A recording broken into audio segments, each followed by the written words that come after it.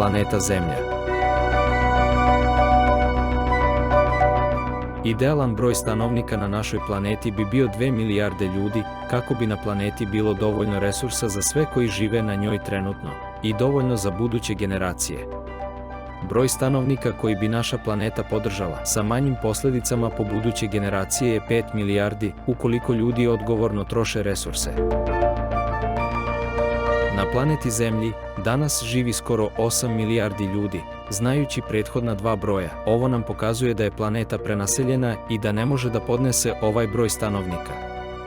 Naučnici su nam dali jedno rešenje za problem prenaseljenosti, a to je odgovorna potrošnja ili drugačije rečeno, održivi razvoj.